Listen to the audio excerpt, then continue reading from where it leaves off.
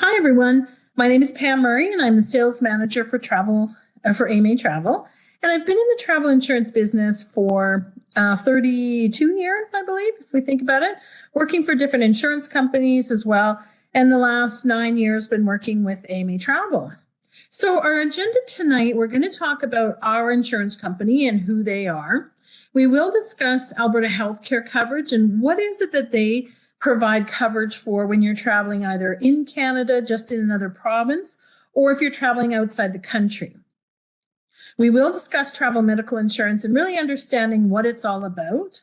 There's all kinds of things that are covered, but there's things that are not covered. So we're going to talk about the benefits as well as the exclusions in the coverage. And then one of the most important things to discuss is about traveling with an existing condition. So whether or not you're on medication and will there be coverage for that while you're away. I'd like to say we're past COVID, but there certainly is still a lot of COVID questions coming up about current travel requirements. So we'll talk about those. And then it's always important to know what to do in the event of an emergency. And then at the end, we will talk about cancellation, interruption, and delay coverage, as well as a little bit about baggage and travel accident. And then, as Julia said, we will at the end have some time to answer those questions that are coming in throughout the presentation. So when we talk about AMA Travel Insurance, it is a CAA-owned insurance company, and the underwriter is Orion Travel Insurance. One of the most important things that AMA has worked on over the last decade for sure is making sure that the policy has upfront and clear wording. It's important to be able to understand what you can and can't claim for. One of the important things about our policy currently is that it is all color coordinated. So you can see everything is color coded. So you can see the orange section is about medical, the green is about cancellation, and it's much easier to navigate through an 80-page policy when that's taken care of. A lot of times questions come in about how is the pricing determined. So if we're looking at medical insurance, the age and the risk level is important. So anyone over 60 is filling out a medical questionnaire. So the health history takes into effect for the rate, as well as the age and, of course, the length of trip. When we talk about Orion Travel Insurance and how they determine the cost of the insurance, they absolutely factor in the average cost of claims, as well as what's the average cost of medical care in those most visited countries. We know a great number of our clientele are traveling to the U.S. So the U.S. dollar and the U.S. and the cost of U.S. healthcare is a big factor in the cost of insurance. When we look at costs, we know that there's ways in which to reduce those costs simply by offering a deductible. And one thing when you're looking at insurance, whether it's our plan or other plans, sometimes there's a base deductible introduced. And with our plan, it starts at a zero deductible, and you can select those deductibles to lower the price. Now, when we talk about AMA insurance, there is no age limit for our medical insurance coverage. It's not a membership requirement to purchase a policy, but we do offer a 10% member discount on our travel medical coverages. The one thing that's very important to us is the claim philosophy is that we're always looking for ways in which to pay the claims. Now, when you're looking for insurance, regardless of what company it is, there will always be some eligibility statements. So here's the 6 statements for our company and whether or not you are eligible to purchase coverage. So you can't have been diagnosed with a terminal illness with less than 6 months to live, not been advised by a physician against travel. I think those 2 are very clear to understand why the insurance company wouldn't want to provide coverage. We don't cover anyone who requires kidney dialysis or who had ever had an organ transplant. They've not been diagnosed with or received metastatic cancer in the last 5 years, and not been prescribed or taken home oxygen for a lung condition in the last 12 months. Now, if any of these things are applicable to you, it doesn't mean that you can't get coverage. It just means that you can't get coverage from us. When you are searching for insurance, wherever it might be, every insurance company will have a list of eligibility, and that should be your first question, especially if you're dealing with any of these things. Don't worry and spend time asking about their other coverage if they're not going to sell you a policy at all. Now, I talked about Alberta healthcare providing coverage. So when you're in another province, but you're staying within Canada, Alberta Healthcare will pay for the same services in another province that they pay for here, meaning the doctor's bills, surgery, any medications in the hospital, if you needed x-rays and so on. And regardless of the difference in cost, they pay for the service. So if the x-ray costs $500 in Alberta, but it's $700 in BC, they're going to pay the $700 because they're paying for the service. Now, all of the provinces, with the exception of Quebec, are part of the Canada Health Act, so therefore they're part of the reciprocal billing agreement, which means that when you get sick in another province, you're not expected to pay that bill. They will work it out between, say, BC Medical and Alberta Healthcare. Now, when you travel outside of Canada, Alberta Healthcare provides $100 a day Canadian for a hospital bed, and then $50 Canadian for outpatient services.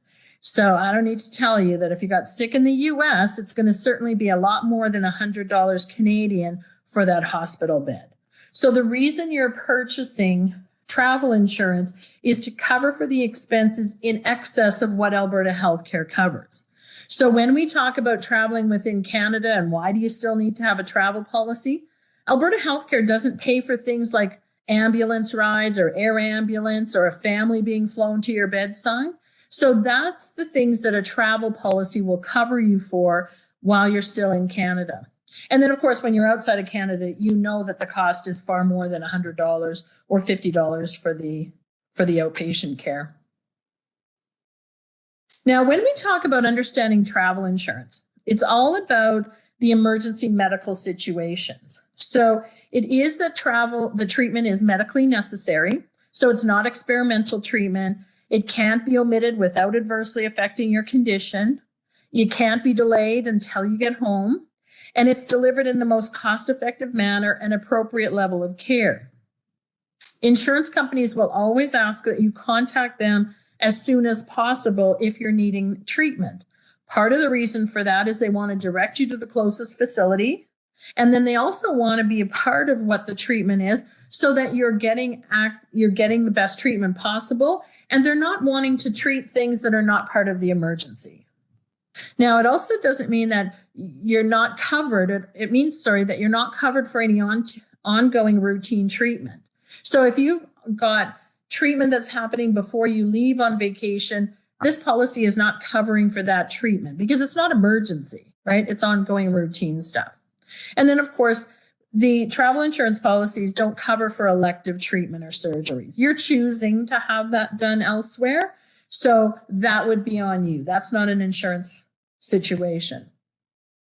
Now, like I said, there's lots of things that are covered in a travel medical insurance policy. So the hospital bed, the doctor's bills. When you're traveling by car to your vacation, whether it's down south or maybe it's across Canada, if you were injured or you were sick and you couldn't drive home, the travel policy would pay for the expense to return your vehicle. And the vehicle could be your car, could be your motorcycle, could be your truck and fifth wheel, could be your motorhome, whatever vehicle you were traveling in at the time, that's what would be covered under the policy to the expense to bring that back. I also mentioned earlier about family expense to travel to your bedside. If you're injured and hospitalized at destination, lots of times the doctor will want a family member there to help make decisions and simply just to be of support for you. So the travel policy will cover for the expense for that family member to be flown to the bedside and flown home again, cover them for the hotel expenses, meals and taxi rides, and so on. Return of deceased, it's never a happy topic, obviously, but the travel policy does cover for the preparation and the return of the body, or if someone chose to be cremated at destination, then that would be the expense that would be covered as well. There is coverage in the policy for emergency dental treatment. So if someone just has a sore tooth from maybe an abscess, maybe you bit into something and cracked a tooth, there would be $500 coverage in our policy for that type of emergency dental treatment. If there was ever an accidental blow to the face, and sometimes this happens potentially from a car accident, someone who has fallen and hit their face on something, and there's damage to your natural teeth or your permanently attached artificial teeth, then the policy covers for the expense at destination and then gives you coverage for some continued treatment at home, because chances are you're not going to get all that dental work done while you're at destination. You may need some more work at home. The insurance policy also covers for the expense for an air ambulance. So an air ambulance expense can become quite high depending on where you're traveling. Also, what kind of attention do you need on your way home? Is this just a transport flight, or do they need to have additional personnel on board to work on you if something should happen on the way back? And a lot of times when you're looking at different insurance policies and you're comparing prices, the most important thing is for you to compare product and see what's covered in there. Our insurance policy is a $5 million coverage, and our air ambulance doesn't have a cap on that benefit other than the $5 million that is in the policy. Some company policies will have potentially $25,000 or a $50,000 cap. And if you're traveling to a great distance, to another continent, that's not going to be enough coverage. So it's important to make sure you know what it is that's included in the policy that you're purchasing. There's always some additional expenses at home. So it could be domestic expenses. So if someone's brought home by air ambulance, maybe they need some help around the house. So there's some coverage like that. People are traveling to more and more remote locations these days and doing some more sort of exotic travel. And a lot of times, some of the tour operators will require that you have evacuation coverage in your medical insurance. So the evacuation expense, this is not a medical, this is a non-medical evacuation that we're talking about here, because of course, if it was a medical situation, the air ambulance benefit takes care of that. But the evacuation expense could be, let's say that you're on a remote island and now there's a tsunami coming and you need to get off. This evacuation expense is for a $5,000 helicopter ride to get you to somewhere safe. Could be that you're touring up the side of a mountain and now there's a rock slide or a mudslide that's taken out the road. Well, you need to get down off the side of the mountain, and that's what this is. So just be aware that when you're traveling or you're booking sort of those, exciting remote locations, make sure that this is included in here. There's childcare concerns in the policy. So whether you're traveling with children or grandchildren, if you were injured and hospitalized, someone would need to look after the grandchildren. So the travel policy would look after that. Same thing from a return of pets. If you're being flown home by air ambulance, the chances of them putting the dog or cat into the air ambulance with you is unlikely. So the insurance policy would look after the expense to send the pets home on their own. But just remember, pets to us are domestic dogs and domestic cats and guide dogs, right? We do not cover any sort of emotional support, chickens or cats or those who have their pet snakes and are traveling with those things. You'd need to deal with all of those ones. We stick with the basics. Then there's also coverage in here for things like lost or damaged or stolen vision, so glasses or hearing aids. Now, don't get excited. This isn't a huge benefit here. There's $300 for glasses and $200 for hearing aids. But the intention of this coverage in here is so that you've got some coverage to get something at destination to help you be able to see and be able to hear for the rest of your vacation. These expenses are for you to have bought something while you're away and then send in the bills when you get back for reimbursement. Now, if you've never had an emergency medical situation at destination, it's hard to know what the cost of these would be. So I wanted to give you a few sort of averages. When we put in $105,000 as an average heart attack, lots of times it could be very minor heart attack. You're into the hospital. You might be out the next day with some treatments and whatnot. And you also might be having a heart attack where now you require surgery. You're in the hospital for a while. Maybe you need to be flown home, and it could be hundreds of thousands of dollars. So you just never know. Sometimes we're talking to people about, if you're not feeling good, it's important to give us a call and look at whether or not there's a clinic close by that you can go and get checked out with from the doctor. Because if you leave things and then it gets worse, that's where you might end up with having the flu, it go untreated, and now you've got pneumonia, and you're in the hospital, and voila, you're $80,000 in. So it's just so important to make sure that if something's happening, that you get it taken care of and get it looked at, just to make sure it doesn't turn into something more. Because these, while they're averages, it's a pretty good indication of what kind of costs you'd be looking at. Now, when we look at the cost of air ambulance, this is where I was saying that when you're comparing insurance products, different companies, different policies, you want to find out if there is a limit to their air ambulance benefit. Some companies honestly have a $10,000 cap.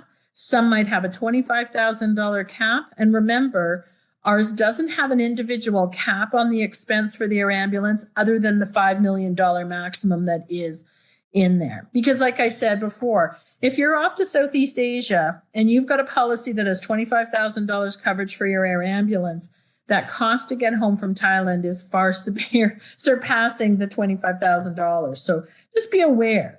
You just want to make sure before anything happens what your coverage is.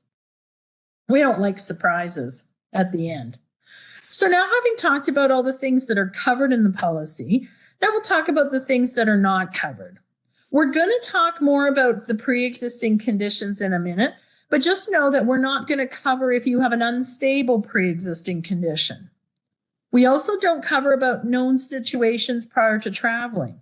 So if you know that you need a knee replacement and on your vacation, but you're waiting for the surgery to happen, and on your vacation, your knee collapses and deteriorates, well, that's not going to be covered for something at destination because you're already waiting. You already knew you needed the knee surgery. When we look at the expenses in excess of provincial health coverage, so like we said, where coverage is always over and above Alberta healthcare or over and above a valid Canadian health coverage. So if we've got people who have maybe just moved here or maybe moved back to the country from a longer absence and they don't have government health coverage at the time of the claim, then they've got $25,000 instead of $5 million. So it's important to make sure that you've got valid health coverage. Now, we always know that people want to go on vacation and they want to have fun. The insurance policy is not prepared to cover for any expenses related to any sickness, injury, or death that was related to an abuse of alcohol, drugs, or toxic substances. So when we talk about that, having an extra glass of wine at dinner and tripping on the carpet on the way out because the carpet was bunched up, that's not an abuse of alcohol, and that happens, and we would cover for those kinds of things. What we're not interested in covering for is where someone has consumed an incredible amount of alcohol. They're 2, 3, and 4 times what would be considered the legal limit for being intoxicated, and then something happens. They fall down, they're on the water slide, and they end up in the pool and hurt themselves. Those kinds of situations are not covered by our insurance policy, let alone by a lot of insurance companies. You'll always see that as an exclusion. So while you're traveling, I always like to say to people, just because it's an all-inclusive with unlimited alcohol doesn't mean you have to drink unlimited alcohol, right? So we need to be aware. Now, when we talk about non-compliance with medical therapy, if you've gone to the doctor and the doctor has prescribed a medication or prescribed a treatment for you, and you choose not to take it, and then you travel and you have a problem at destination related to that situation, the insurance company is not going to pay that. So sometimes it happens where the doctor's prescribed a medication and it doesn't suit you. You don't like how it feels. You don't want to take it anymore. I'm just going to tell you the best thing for you to do is to go back to your doctor, explain that to them, and make sure they remove that from your medical history. Because any time that you have a medical claim at destination, the insurance company, whether it's ours or any travel insurance company, is going to get your past health history. And if it shows up on there that you're supposed to be taking that medication and you're not, then that's going to be their way in which to say they don't have to cover that condition. So just be aware and make sure you talk to your doctor and get them to take that off your history. We talked about elective treatment already. Now, there's also things where you want to go and you want to do particular activities. So we do identify that we're not going to cover you if you're piloting an aircraft or if you're a passenger or a crew member on a private plane or a small plane. That doesn't mean that you're not covered if you're on a commercial jet or a commercial airline. Obviously, you're covered there. But also when you're piloting an aircraft, sometimes aircraft can be determined as the thing that keeps you buoyant in air. So that could be a hot air balloon. So you're now as a passenger in the hot air balloon. It could be while you're skydiving, while you're parasailing. So any of those situations where you've got a little piece of nylon that's keeping you up from down, you want to know that you're not covered if there's any accident related to that. So if you're kite surfing or anything, like that, parasailing, those kinds of things, hang gliding. But you are covered if you want to go snorkeling and scuba diving, and you're going to go kayaking, or you're going to be on a sea-doo, or you want to go and, zip lining or bungee jumping. All of those things are covered. When you're reading an insurance policy, insurance company will list the activities that they're not willing to cover you for. So if it's not listed in there, then it would be covered. Now, we also identify that we're not going to cover a professional participation in sport. So if we talk about someone who is a professional golfer that gets injured while they're playing golf, then they're not covered for that. But I can go play golf, and if I get hit in the head with a golf ball and injured, I'd be covered because it's not my main paid occupation. I'm the furthest thing from a professional golfer. We also, with our policy, don't cover for commercial truck drivers, their passenger or their crew while they're working. So it's important, if anyone is in that situation where you're now looking for coverage while you're traveling, just make sure you're reading and asking those particular questions. Now, I know that we're not likely with the pregnancy or childbirth category here for the group of people tonight. However, you may have kids or grandkids who are pregnant and wanting to travel, either before the baby is born or, go for a baby moon, as they like to call it. Just know that travel insurance policies will cover for complications in the pregnancy in the first 31 weeks. So they do not cover anything related to the pregnancy in the 9 weeks either side of the due date. So if there is a baby born at destination, even if it's born at 28 weeks, which would be a complication, at 28 weeks, the mother's expense to deliver that baby would be covered. But as soon as the baby is out and on its own and in that neonatal care unit and racking up hundreds of thousands of dollars in bills, the baby's expenses are not covered. So it's important for you to tell your family members that if they want to travel at the point where the baby would survive that pregnancy, then maybe they should stay at home. Maybe go to Banff for the weekend instead, but something where they're not going to be subjected to what could be a traumatic time for the baby to be coming early. Let's not pile on the worry of how are we going to pay for that expense as well. So it's just important to be aware ahead of time. Now, there's also one of the exclusions in the policy is if there's a government advisory in place that's saying that you should avoid non-essential or avoid all travel to that destination. So we've just come out of 2 years of having a global government advisory saying we shouldn't avoid non-essential travel due to COVID.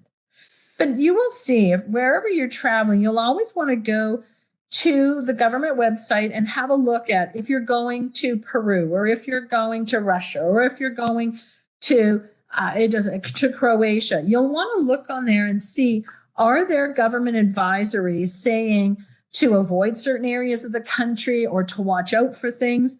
Sometimes it could be a medical situation like we had with COVID. Sometimes it is that there is terrorist activities. Sometimes it's just violence, those kinds of things. We saw it as well years ago with the bird flu in Mexico or different things like that. So it's important for you to know before you travel to a particular destination, is there something that you should be watching out for? So if there was an advisory that said, and I'm just making this up, so don't worry. There was an advisory that said, avoid travel to Mexico due to the bird flu, and you went to Mexico and you got the bird flu, the policy is not going to cover you. If you go to Mexico while that advisory's on, and you're on the beach and you trip and sprain your ankle, you're covered for that. The policy will always just exclude the medical expenses related to whatever that government advisory is saying. So always read those and watch for that.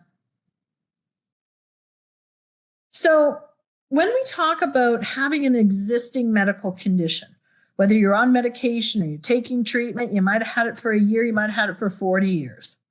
When AMA wants to cover your medical expenses related to your pre-existing condition, as long as it's been stable. And for us, that stable time period depends on your age. So if you're 69 years of age or younger, your condition needs to be stable for 3 months prior to your departure date. If you're 70 years of age and older, it needs to be stable for 6 months prior to your departure date. So here's what we mean about stable. It says no changes in medication. So that means an increase or a decrease of dosage. That means if you start a medication in that time period, or if you stop a medication in that time period, then that would be considered unstable and therefore not covered. So stable really is everything's the same. And when we say 3 months or 6 months, we're talking simply counting back from your departure date. So if you're going to leave on April 1st, then we would simply count back March, February, January, and we would ask your doctor for your medical history from January 1st until April 1st and see in that time period, was there any changes to your condition? Stable also means that you weren't hospitalized in that time period. You had no new symptoms related to it or no more frequent symptoms, and that you're not waiting to see a specialist. And remember, if we're not going to cover a pre-existing condition, we're just excluding the expenses related to that condition. We're not excluding you from getting coverage. We're just excluding coverage for that particular condition.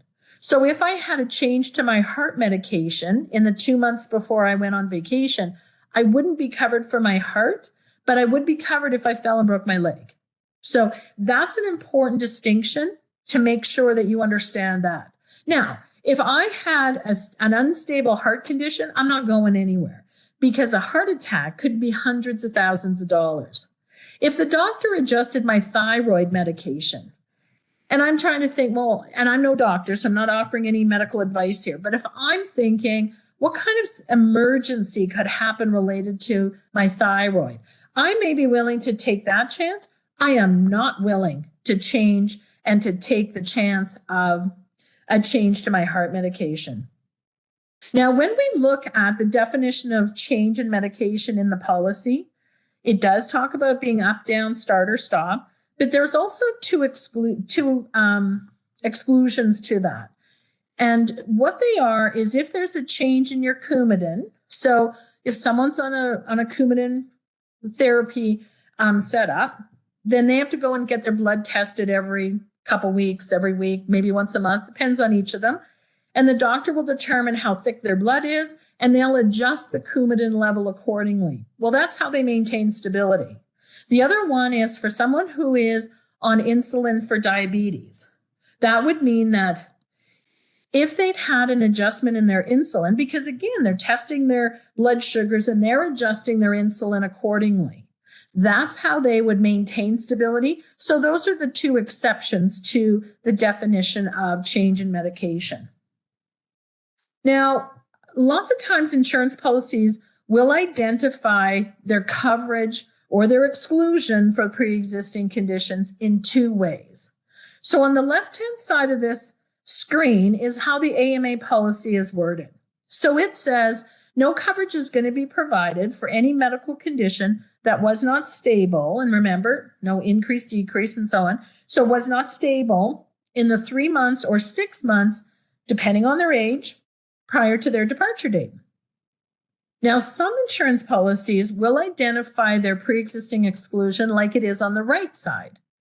And on the right side, it says, no coverage shall be provided for any sickness or injury where you experience symptoms, you were diagnosed, you were treated, you required hospitalization, or you took medication during the 3 months or whatever time frame for your age prior to your departure date. Now, I always like to use my dad as an example. 88 years of age, had a heart attack at 60, and had angioplasty at the time. And since then, he's on one heart medication, on one cholesterol, and one high blood pressure. But every day, he takes those 3 pills. So if he had our policy on the left-hand side, and heaven forbid, but had a heart attack at destination, he'd be covered for that. because he's been on that same medication. I don't think any of those pills have changed for probably a decade. So certainly the last 6 months, they've been stable. Now, if he had the coverage that's on the right-hand side, and again, remember, he takes one pill for each of those things every day. If he had the coverage like is on the right-hand side, and again, heaven forbid, but had a heart attack at destination, he wouldn't be covered under that policy, because that one says if you were diagnosed, treated, hospitalized, or took medication. So it doesn't say that you can be on medication and be stable. It's saying if you're popping a pill for that problem is off the table and they're not going to cover it. So I cannot stress enough how important it is for you to read these parts of the policy that you're looking to have coverage with, because no one wants to be surprised by not having coverage for that situation when you're at destination. So now, what happens if you've had a change in your medication in that 3 or 6 month time period? So we know that it happens, right? And it could be an adjustment of your medication. Maybe it's just a slight change to your blood pressure meds, or maybe it's a change and a reduction. Sometimes people think, well, the doctor's lowering my medication. Isn't that a good thing? From an insurance company's perspective, lowering the medication may throw you out of whack. And that's, again, a technical term for you. But it may throw you out a bit. So the insurance company always wants you to be the same for those periods of time. But if you've had a change in medication, there is a way in which you can buy a rider. And what that rider does is it buys down that stability period from either your 3 or 6 months to just 7 days stable before your departure date. Now, of course, it comes with a price, and that price is 40% surcharge on the policy. But again, you're going from having no coverage for that condition to being able to have some coverage if you're stable for just 7 days before you go. So if you're stable and have a medication related to that condition, a treatment related to that condition, you'd have $200,000 coverage. But everything else, any new conditions, any conditions that were stable for your 3 or 6 months, would still have the $5 million. You would be buying this rider just to protect that condition that doesn't meet that longer stability period. All the other terms and conditions apply. So it's not like you can buy this rider if you're waiting for knee surgery to cover your knee. You still can't get that, right? So it still does exclude all the other things, but it does give you $200,000 if you can meet a 7-day stability. When I was talking earlier about ways in which to reduce your premiums, there are deductible options available. So the deductible options are always in US dollars, and that's simply because the vast majority of our claims are in US currency. So $500 US deductible, and it'll reduce your premium by 15%. The options go up to $50,000 deductible, and it would reduce by 45%. So there are ways to get the price a little bit lower if you're prepared or willing to take on the first part of any claim and the first amount of that. So when we are giving you a quote on the phone, we always quote it with a 0 deductible. So you can ask us if there's a way in which to get you a better rate on that. Now, as I said earlier on, anyone who is 60 years of age and older needs to complete a medical questionnaire in order to purchase the insurance. So this medical questionnaire is used to determine what's your health history, and therefore what's the risk factor, and what's that going to do for the rate that you're going to pay. On these medical questionnaires, whether you're doing it online or you're doing it over the phone with us or in person, there are medical definitions for all those things that you can see on the screen that are listed in blue. And it's important for you to ask questions. Make sure that you're understanding what the question is. Now, our agents aren't doctors, like neither am I. So we can't tell you whether you've got a heart condition or not, but we can help you to answer this question because we've got all kinds of resource material that can support us in those questions. But we're here to help you. We want to make sure that you've got the right coverage and you're comfortable and confident with the coverage that you've got, that it's going to look after you while you're away. So when we talk about medical insurance, there's no limit from an age perspective other than 365 days is the maximum that Alberta Healthcare will let you go, even with approval from them. Most times we're maxing out at 183 days, so then it doesn't become a tax implication if you're gone to the US, those kinds of situations. But there is no age limit. It's just that anybody over 60 needs to be completing this medical questionnaire. Now, if you don't know the answer to the question, there's no need to be guessing on those things. It could lead to you being penalized on there, or maybe even the coverage being void. So we understand that there is a difference between someone who makes a mistake in answering the question and someone who is blatantly non-disclosing a situation. So if there is a mistake made, the insurance company and the claims department will have a conversation with you about what was the difference between how you answered on the questionnaire and what your past health history said. And then if it was deemed to be a mistake, then they'll talk to you about making the premium accurate, right? So what it would have been had you answered the questions correctly. And then you may have to pay the first $5,000 of any claim. If it was a blatant non-disclosure of information, then the policy is void and you have no coverage. So it's not worth it to lie about something. This questionnaire is asking about your history. It's not asking if you want coverage for that or not. So we've had so many times where people might be dealing with cancer and they'll say, well, I don't want coverage for my cancer, so I'll just say no. Well, you've just voided your coverage. So we're not asking whether you want coverage for it. We're just asking what's your health history. So it's important. And if you don't know the answer, if you don't know why you're taking that one particular medication, then I think it's time that you ask your doctor. Maybe your pharmacist knows what it's treating, but you want to ask your medical professional to find out what it is that that medication is treating, just so you can be sure that you're answering the questions accurately. Now, we've had some situations over the last little while where people are still a little bit concerned about what happens with COVID. And as I said earlier, we were in for 2 years or 2 years and a little bit of having a global travel advisory saying don't travel as a result of COVID. And about, mid-2021, when people started getting vaccinated and then they started wanting to travel again, our insurance company put in an endorsement that said, if you're going to travel while this restriction or while this advisory is still in place, we'll cover you for expenses related to COVID if you've been vaccinated. So at the time, the whole idea is that if you were vaccinated, you weren't going to end up in the hospital. You might still get COVID, but you're not going to be in the hospital for it. So when we talk about it now, because there's no advisory telling you not to travel because of COVID, to us, COVID is just any other medical condition. So the same as if you got the flu and hit the hospital, you would be covered for COVID in that case. If you're traveling to countries that still require you to have a negative test or to show that you have taken a test, that you don't have COVID, then you need to check on that before you travel. Make sure that you know what you're in for. Vaccinated travelers are the only ones who can still enter the US at this time. Who knows when that's going to change?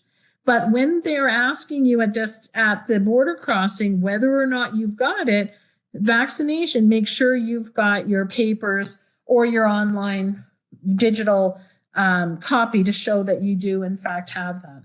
Because like I say, the pandemic taught us that anything can happen. Who would have ever thought there'd be a global government advisory? Certainly not me.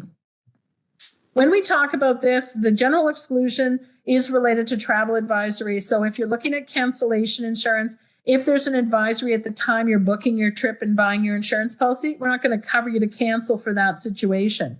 The interruption one is at the time of travel. So if you're going to travel, knowing there's an advisory related to a situation, that situation's not covered while you're there. And like I said, medical insurance is going to cover you for everything unrelated to the advisory. And we talked about COVID being covered under the endorsement that Orion put out in mid-2021. Now, during a medical emergency at destination, if it's something serious, like someone's having a heart attack, there's been a car accident and so on, call 911 or whatever the local emergency number is. Make sure you call there right away, get help, and then when you're medically able, give the assistance number a call. Everyone's going to get a wallet card, and we're going to ask that you contact that number as soon as possible or as soon as medically able. Somebody else can call on your behalf. So if you're traveling with friends, it's a great idea to make sure that everybody knows where your insurance information is so that they're not panicked in the time of not panicked for that at the time of an emergency. Make sure you keep your wallet card on you all the time. Present that and your Alberta Healthcare form or Alberta Healthcare card with them at the time. When a claim happens, you're going to call the assistance company. They're going to send out some claim forms for you to fill in. Keep in touch with them, right? Because they're there to look after you. And then you want to make sure that you send everything back into us promptly. How Orion works with a claim form is they get everything into us. We're going to have you sign an Alberta Healthcare consent form, which means we can work on your behalf regarding the claim and regarding Alberta Healthcare.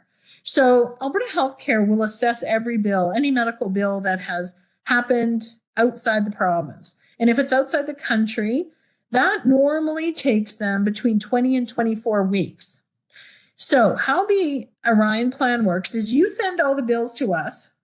We're going to get you to sign the consent form. We'll send the bills to Alberta Healthcare and we'll wait the 24 weeks, so 5 or 6 months for that to get back. In the meantime, we've been able to assess the claim, pay them at destination, and all you've done is filled in the forms, and then now you can relax and recover from whatever it is. So when you are looking at different insurance companies, one of the questions you want to ask them is, how do they work their claims? Do they contact Alberta Healthcare like we do? Or do they wait until you send the bills to Alberta Healthcare before they start doing anything? So you want to make sure that you know that ahead of time, because you might be saving money on the premium and then realize that the claim could take a long time to be completed. So lots of times we get questions from people who, let's say, have 30 days coverage on your retirement plan, but you want to travel for 60 days. So you want us to top up the last 30 days of your trip. Now, it's possible to do that, but what you want to be aware of is whatever happens in the first 30 days, with my example, whatever happens in the first 30 days on that other policy before ours goes into effect, then anything that happens there would be considered an unstable pre-existing in our policy. Because, of course, in my example, our policy doesn't start until day 31, right? So when we talk about 3 months or 6 months prior to the departure date, it's prior to the effective date of the coverage. So ours isn't effective till day 31. That's when we're going to look at what happened in the 3 months prior to. So you want to make sure that you're topping up with similar coverage and that you understand what that could mean. Now, lots of times when you're traveling, things can happen and you don't get home as planned. Could be that you're sick and you can't come back. Could be that the flight has canceled and now you need to stay longer. Could be that there's a snowstorm on the way home from Phoenix and you're stuck in Butte, Montana a couple of days. So with the policy, there's an automatic extension. So this is, again, something that you want to look at to make sure whatever plan you're using has that. So our policy has a 5-day automatic extension. So if one of those situations happens and you can't get back, you just need to contact the assistance company and they'll note the policy that we've enacted the 5-day automatic extension. Now, if someone's hospitalized at destination at the end of their policy, then the extension goes through the period of hospitalization plus 5 days on the end. So if someone's hospitalized for 2 weeks, your coverage is continuing on through that hospitalization and then gives you 5 days to get home after that. Now, we talked about caps for coverage, so make sure you're looking at that as well, whether it's air ambulance, return of deceased, etc. And then the pre-existing condition, make sure, is there coverage for you if you're on medication? Or is it like that second example on that slide where if you're taking a pill for that condition, there is no coverage. So these are the things that we wanted to have as reminders for you to check coverage, because the last thing we want is you going and not having the coverage you think. When we talk about our medical plans that are available, we have a daily medical plan, and it always should start and end in Alberta. So it's for the full duration of the trip. This is a single trip. You're only going to travel once out of the province. And this is where we say it's a max of 183 days. Anything over that has to have Alberta healthcare approval. Then we have multi-trip plans. These are very popular because people are traveling more than once a year. So you can select the duration of the multi-trip, whether it's 4-day trips, 8, 15, 30, or 60 days. If you're someone who only goes away for a weekend at a time, then your 4-day trip plan is probably the best. If you always go for 10 days to 2 weeks, then the 15-day plan would be for you. It always covers the first 4, the first 8, etc. So the first days of any trip outside of Canada. Sometimes people call into us and they think I've got 3 days on one credit card and then I got 4 days on another credit card and I want to get yours for the next 4 days. That's not how multi-trip policies work in any environment, whether it's our plan, whether it's another travel insurance plan, whether it's credit card coverage. It's always the first 4 days or the first 8 days or the first 30 days. So don't think you can stack up these multi-trip plans to have coverage for a couple of weeks. It's not how it works. So just be careful about that. You get to pick when the year starts. So if your first trip is going to be April 15th, then you would start it on April 15th and it would be good until April 14th, 2024. And then you would select, is it unlimited number of days that are up to 8 days per trip? And if you want to go longer than that on any one trip, then you would just purchase top up. One of the big benefits of those multi-trip plans is that it's got unlimited coverage in Canada. So if you're ever planning a lengthy trip, maybe you're going to drive to the Maritimes and be gone for a month or two, you want to check on a multi-trip policy because it'll save you a lot more money. You could have as little as a 4-day multi-trip policy. It gives you unlimited coverage in Canada. And then by having that multi-trip plan, it would give you the flexibility that if while you're driving along, you think, let's just zip into the US here and then pop back up into Canada over there. You would have that flexibility to do that on that type of a journey. So the top-up plans are over and above those things. And then if you were strictly going to stay in Canada, there's no medical questionnaire on the Canada medical plan. But again, it is something that, depending on how long you're going for, could be a higher price than getting the multi-trip one. Okay, so if we talk about trip cancellation, interruption, and delay, this is all about protecting your investment. If you needed to cancel the trip prior to departure, then that's what trip cancellation does. Interruption is reimbursing any out-of-pocket expenses that you might have as a result. And things happen, right? We know we pay out a lot of cancellation claims where you thought, I'm so ready to go on this vacation, and then something happens, whether it is that someone gets sick or they lost the job or something happened at the house and you need to take care of that. Those are the things that are covered under trip cancellation. When you book with AMA, so you don't always have to book with AMA in order to get cancellation insurance from us, but you can, if you purchase with AMA your trip and you buy the cancellation insurance at the time, we throw in a bonus of having a cancel for any reason option. So what that means is if the dog is sick and you don't want to go, or you wake up tomorrow morning and think, I don't want to go to Hawaii today, you could cancel your trip and recover 50% of whatever was non-refundable. So when we look at the reasons why, or what's covered in the policy as to the reasons you could cancel, there's 36 different reasons in the policy, and they're broken into different categories. For sure, the number one reason for people to cancel their trip is the illness, injury, or death of someone. Themselves, a traveling companion, an immediate family member, or a traveling companion's immediate family. Everyone always says, I'm going to go anyway. Are you? Something serious happens and someone's been put in the hospital. Are you still going to go? Are you going to enjoy yourself while you're gone thinking something's going on at home? Could be hospitalization or death of a friend. In the pregnancy or adoption situation, this is coverage in here if there was an unexpected arrival. So let's say grandma and grandpa are scheduled on their cruise and they're supposed to leave on May 1st. The baby's not due until June 1st.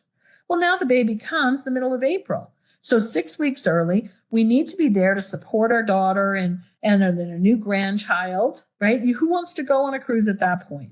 That becomes a situation that was unexpected and can be claimed on there. We also cover for things like disaster at residence or place of business. So in this disaster at residence, it could be something where maybe it's pipes have burst, right? So you might be planning on being on a 3-week cruise and your neighbor's going to look after the house for you while that happens. Well, the night before or the couple days before even, the pipes burst. Are you really going to leave your neighbor to deal with all that? So these are things that are covered because it's things that happen. When we look at the employment and education obligations are also in there, government or legal issues. So like being called for jury duty, your passport not getting back in the time that the Passport Canada had advised you it would be. Government advisories again, and then the hijacking or violent attack has been added in there, which seems unfortunate that we have to add that kind of stuff in, but it happens where people are attacked. And if it's at destination and they're attacked, they may not be injured, physically injured, let's say, but the last place they want to be is staying there. They just want to go home. So it's put in here so that when we talk about interruption as well, it's coverage in there. We'll talk about interruption on the next slide. So when we talk about cancellation, of course, those are the 36 reasons that are covered for cancellation. There are things that are not covered. So one of the things that's important for everyone to understand about cancellation is it doesn't cover for known situations that's preventing you from traveling if you knew about it at the time you booked your trip. So we get lots of times where people are coming in, they want to buy the cancellation insurance because mom's really sick. Well, that's like buying the house insurance when the house is already on fire. No insurance company is going to take on that risk. So as I said, my dad is 88 years of age, takes his 3 pills a day, goes for coffee every afternoon, out and does his own grocery shopping. And so just because he has a heart condition doesn't mean there's any reason to think I couldn't travel. So heaven forbid something happened and I needed to cancel my trip because heaven forbid he had a heart attack, I'd be covered for that. Because at the time I bought the policy, he's going about his normal life. Old age isn't a pre-existing. So whether he's 88 or 98 years old, if he's going about his normal life, then that's an unexpected situation when it happens. Now, if there's someone who's elderly that's in and out of the hospital, they're failing, the doctor has said you shouldn't go far, and you choose to plan a trip and buy the insurance, it's not going to cover, right? And that's common sense. We look at covering things on here. So even if you haven't booked with AMA, we can cover the booking that you have made as long as it's booked with a licensed tour operator. We'll also cover things like home sharing, like Airbnbs and VRBOs, but we have a particular list of them that we will cover. So Orion is not just opening it up to cover for, that villa that you've booked through a real estate company or that timeshare that you've got, or we're not going to insure things like where you're booking or using Aunt Martha's condo in Florida. We don't cover those kinds of things. They need to be licensed travel tour operators or one of our approved online platforms for the home sharing situation. So always just call us and we'll let you know which ones we will cover you for. But we cover for the things that have been paid by cash or credit card, obviously. But we don't insure things when they've been paid with credit card points, any loyalty points, so your air miles or anything like that. Okay. We're only looking after, because they don't give us a cash amount, right? So they're not going to tell us what it is. Now, when we talk about interruption, when we listed those 36 reasons that could be covered, let's say you're at destination and one of those situations happens and you need to get home in a hurry. So your interruption insurance pays for you to get a flight home. Interruption, misconnection also covers if the carrier is delayed in getting you to your destination or getting you home, and it's delayed by at least 4 hours. Then you're covered if you have to have additional hotel expenses while you're waiting to get home, or if you've missed the first day of your trip, because the flight was delayed by till the next day, then you can claim that as long as you have insured it, right? So you need to buy the insurance for the cost of the trip or whatever's non-refundable on it in order for that to be covered. So there's all kinds of schedule changes that are happening. When we talk about private automobile delay in getting to the airport, as long as you're scheduled to arrive at the airport 2 hours prior to your departure time, then if the car breaks down on the way and you miss your flight, you're covered to get caught up. Now, you can't be racing to the airport because the alarm didn't go off and miss your flight. That's not something we're going to cover. But you're on your way to the airport. Maybe there's an accident on the highway to the airport. And now it's backed up and the police are there. There's a road closure. Now you got to go around and you're going to miss your flight, right? You're going to have that 2-hour buffer. That's kind of the idea. But a lot of times you need to be checking in 45 minutes before they close the gate anyway. So you need to be prepared for that. And if I can tell you anything about traveling these days, you need to be prepared.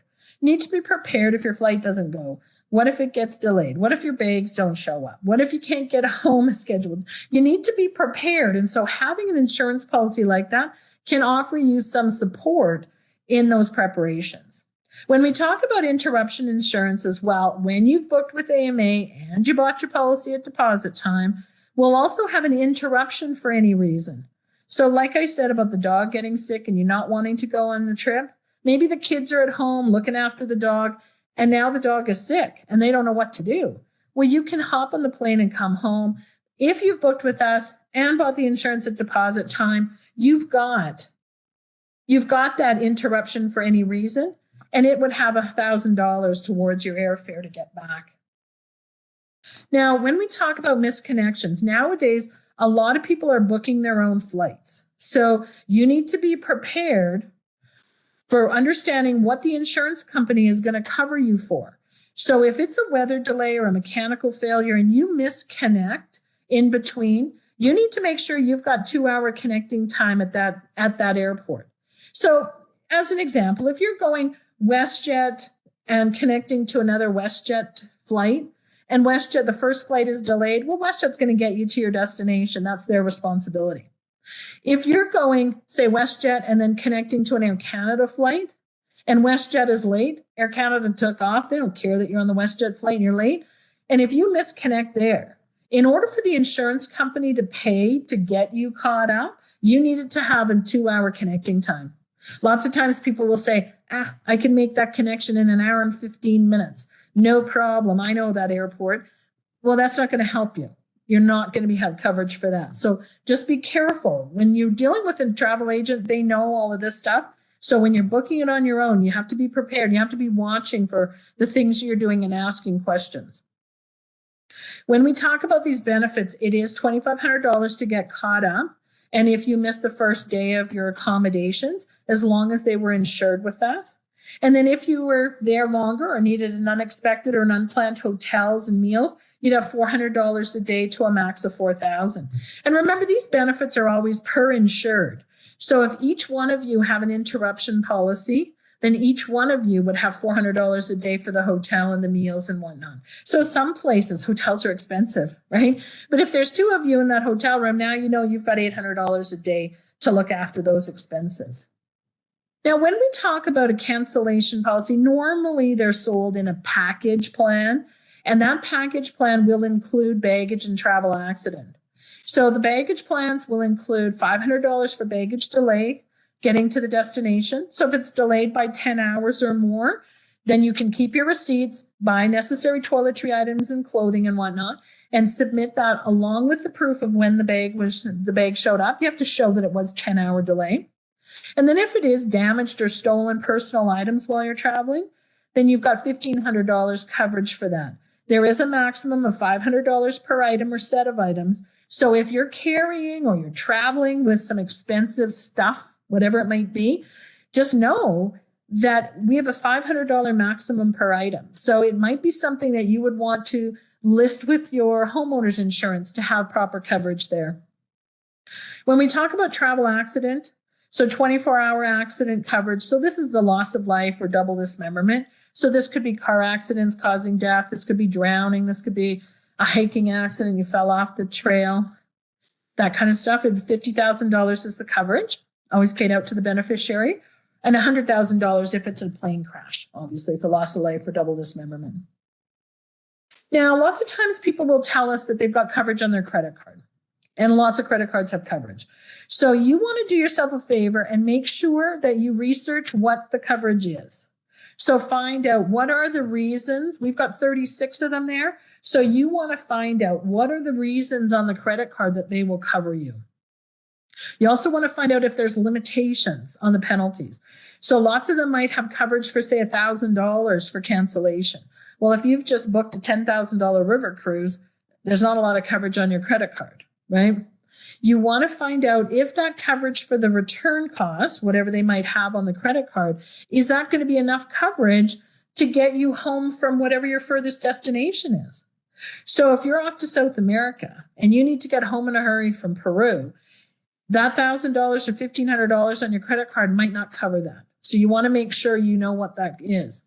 Another big and very important thing is to find out what is the credit card's definition of immediate family member. So sometimes credit cards will limit the family members to only those that are listed in their household. So as you know, my dad lives in Manitoba. So if he gets sick and I had to cancel my trip, I wouldn't have any coverage for that because he doesn't live with me here, right? And then like I was explaining how we settle the claims and what we do, you'd want to ask that information of your credit card. Do they pay the costs up front if you had an air ambulance expense? Do they just put the bill on your credit card? How long does it take to settle the claim? If you don't pay the balance on your credit card, do they charge you interest on that? I can tell you, no insurance company pays interest on anything. So just make sure that you watch out for that, right? So now in the trip cancellation section, what kind of plans are available? You can buy trip cancellation and trip interruption on its own. You would have for the dates of your trip, starting when you leave home until you come back home again. Trip cancellation means that you are insuring the sum of whatever is non-refundable on your trip. So whether it's the flight, whether it's the cruise, whether it's the tour that you've booked while you're there, all of that stuff is going to add up into what you're going to cover for the cancellation. If you choose to just have interruption insurance, that's possible as well. So then you would be buying zero coverage for cancellation and just have interruption. You would just know that if you went to return early and all you had was interruption coverage, you wouldn't have any coverage for the unused days of that trip because you didn't insure it, right? So you got to insure it in order to have the coverage on the back end for those unused days of the cruise. Let's say as an example, if you had to come home early. We've got some packages where we put it together. So the premium package of the cancellation, interruption, baggage, travel accident, plus medical. And when we do the packages, there's no medical questionnaire involved in this one with that emergency medical coverage in there. But we do have some limitations then. So 183 days is the maximum for anybody up to 59. But where we would traditionally have a medical declaration involved, we max it out at 60 days for anybody that's 60 years of age to 84 years of age. Now, if you're 85 years of age and you think, oh, geez, I can't get coverage. No, you just can't get that premium package plan. That's all. You can get medical insurance. You can get the non-medical package. So just like the name says, it's everything but the emergency medical. There is an annual premium package. So that gives you coverage for 9, 16, or 30 days. And it has cancellation. It has interruption, baggage, accident, and medical. But it is maxed out at 59 years of age. So that's not something that we offer for anyone over 60. And then if you're staying in Canada, there's a Canada package plan. So the moral of this whole story really is there's all kinds of options. And there's never one right option for everybody. Everybody's going to be different depending on where you're traveling, how often you travel, all those kinds of things. So when you come into the office to look at booking trips with us or looking at getting your insurance with us, then our agents are going to ask you a number of questions so that they can make sure that you've got the right coverage. So if we're just going to recap here for a couple of slides, when you're planning your travel, make sure you buy your travel insurance, your medical insurance before you go. Don't call us from destination and say, I forgot to buy it, because our first question is going to be, what's happened Especially, I mean, if you just left this morning and you remembered, we're going to help you out. If you left yesterday, we're going to help you out. If you've been gone for a month and now you're calling us and saying, hey, I need medical insurance, our first question is going to be, what has happened? Is that sirens that I hear in the background? Because you didn't think about it for the last month, right? Why would you want it now? You want to buy cancellation interruption insurance when you're booking your trip, because from a cancellation perspective, that's when the risk comes in. It's so important to read the policy and understand the coverage, but we understand that it's a lot of information to read in there. So you can give us a call anytime you like to ask questions. And someone is on this 866 number. Somebody is there from 8 in the morning till 8 at night, Monday to Friday, 9 to 5 on Saturdays as well. So there's lots of time to get that information. And now we still have a few things regarding COVID. So make sure that if you're going to a different destination, if they require some vaccines or they require testing, just make sure you figure that out before you book your trip, whether or not you can go.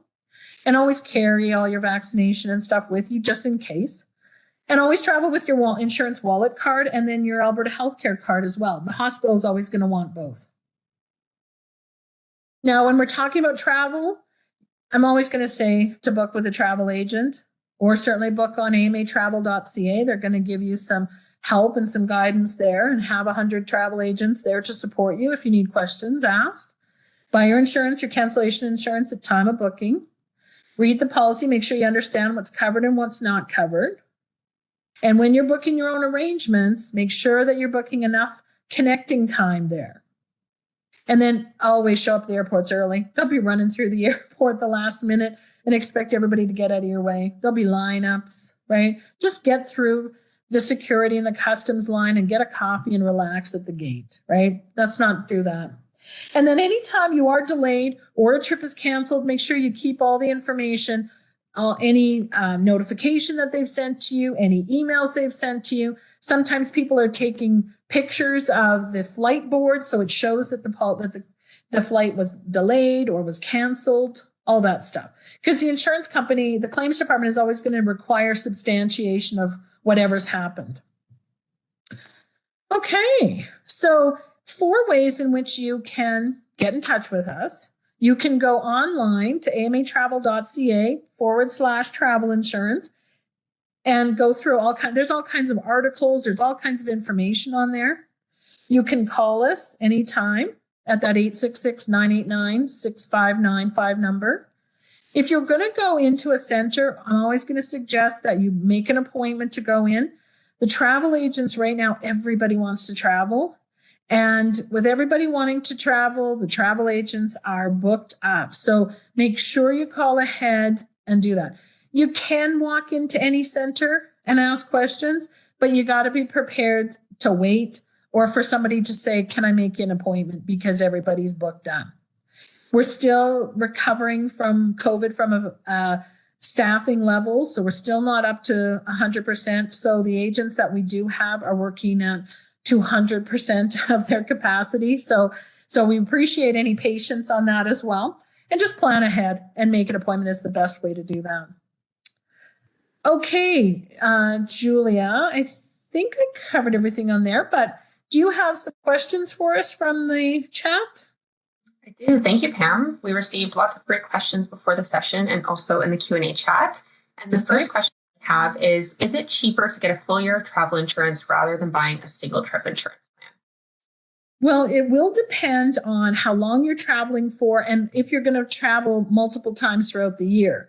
When we look at those multi-trip options, normally speaking, 2 trips of that duration is going to pay for it.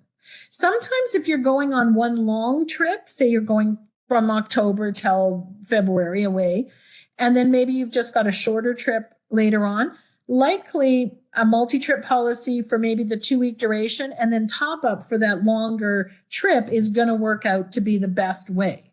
But our office and our agents are able to sort of give you all the options and what all of those configurations would be. But as a rule, yes, it'll be less expensive than buying 2 separate trips. Wonderful. And what if your travel companion needs to cancel the trip you're going on, but you don't? Oh, good question. So if your traveling companion cancels for one of the risks insured and you still want to go, there is a benefit in the cancellation interruption policy to cover the single supplement. So you'd be going from a double occupancy to a single, and those tour operators and cruise lines always like to charge you more if you're going to go on your own.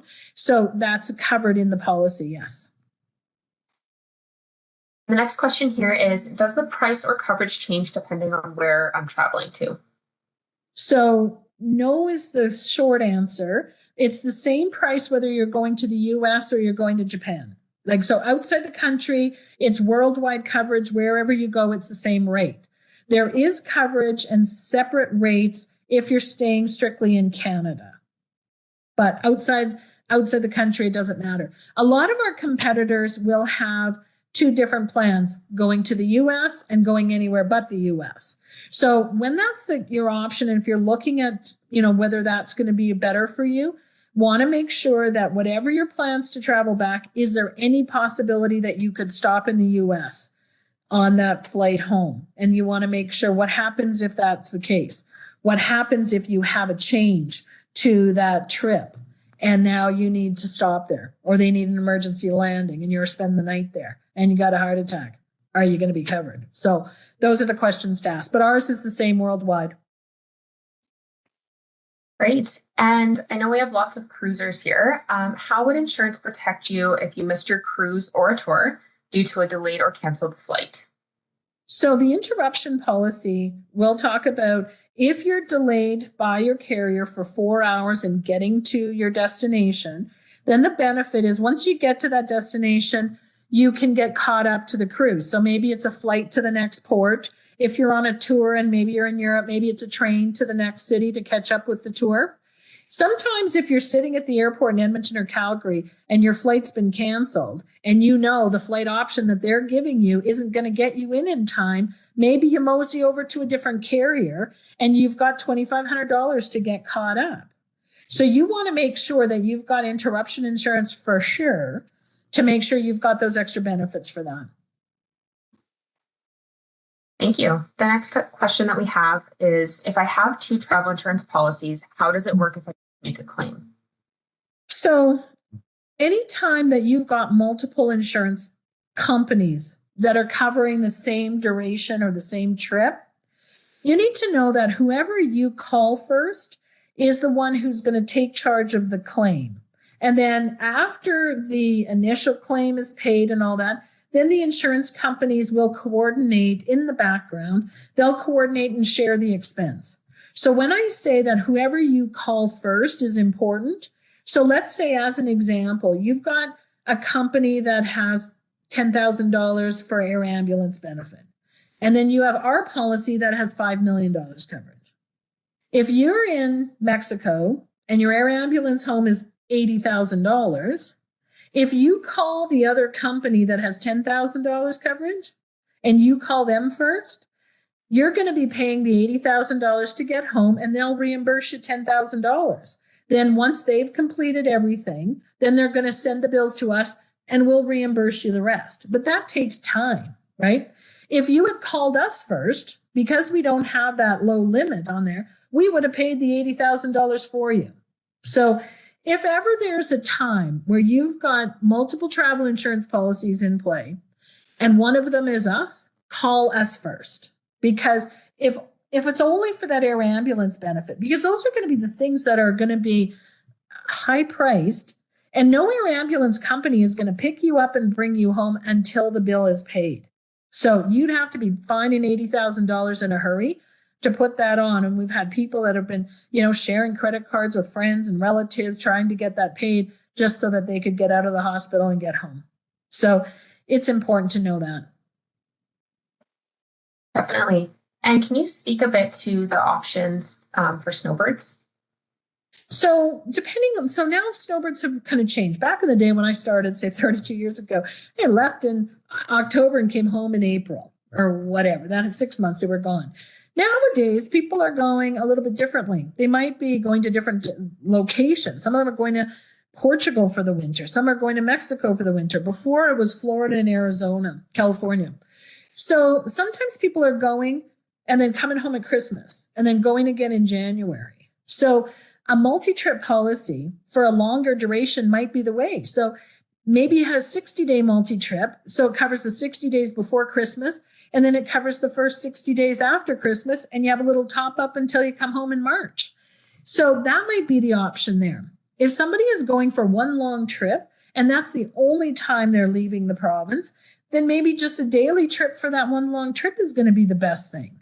So there's so many different options there, all dependent on what exactly each snowbird looks like these days. Sometimes a snowbird wants to make sure they've got interruption coverage in case something happens while they're away and if they had to come home in a hurry. So all kinds of options there. So we just need to talk about it as to what's important for that particular traveler. Great. And would something like a food allergy be covered under medical insurance?